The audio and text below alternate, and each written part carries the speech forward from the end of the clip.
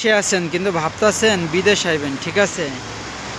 বিদেশে আসার জন্য অনেক আহামরি হয়ে গেছেন গা। আমি কমপক্ষে হলে 8 থেকে 9 সাড়ে 8 বছর হইল এই বিদেশের মাটিতে, কাতার, দুবাই এবং আরও কয়েকটা দেশ এবং ইতালিতে বর্তমান সময় আমি আছি। মোটামুটি অনেকগুলো দেশ, 2-3টা দেশের মতো, যাই হোক, কাজ কাম করা, ঘোরাফেরা হয়েছে। সবাইকে আমি একটা কথা বলতে চাই, আপনারা যারা বাংলাদেশে আছেন, ভাবতেছেন আপনারা বিদেশ আসবেন, যাই হোক, মাস গেলে একটা ভালো স্যালারি পাওয়া যায়, এটা ঠিক, কিন্তু টাকাগুলো না থাকে না ভালো মতো সঞ্চয় বা সেভিং বা পরিবারের ইয়াতে থাকে না টাকাগুলো, এদিক ওদিকে অটোমেটিক খরচ হয়ে জায়গা। আমি বলুম এইটা তো যায়, তারপর আবার এই যে একাকিত্ব থাকতে হয় প্রবাসে।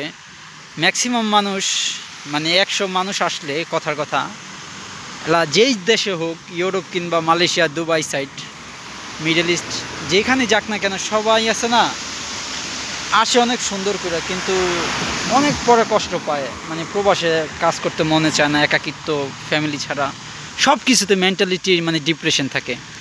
তা আমি একটা মানে সবাই মেসেজ দিতে চাই, যারা দেশে আছেন, মরিয়া হয়ে গেছেন, প্রবাসে কিন্তু আহামরি কিছু নাই। হ্যাঁ, আহামরি কিছুই নাই। আল্লাহ পৃথিবীর যেই কোনো দেশে হোক, ওই লাল নীল বাতি দেখতেই সুন্দর, বাস 1 দিন 2 দিন 3 দিন 4 দিনের কালা আর একটু ভাল লাগে না।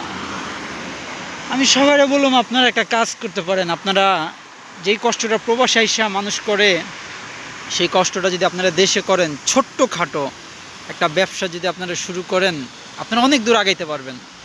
একটা সময় আপনারা নিজে মানে প্রবাসে আসবেন ঘুরতে। এই প্রবাসে অনেক মানুষ, কিন্তু কেউ সত্যি কথাগুলো বলে না, বুঝছেন? মানুষ যে কত কষ্ট করে মানে জীবনযাপন করে, মানে শুধু খাওয়ার কষ্ট বলেন, থাকার কষ্ট বলেন, সব কষ্টই কেউ বলে না, সব দিকেই। এর জন্য আমি মেসেজটা দিলাম। আমার চ্যানেলটা অবশ্যই আপনারা ফলো করবেন, আমি আরও এমন নতুন নতুন তথ্য দেওয়ার চেষ্টা করব।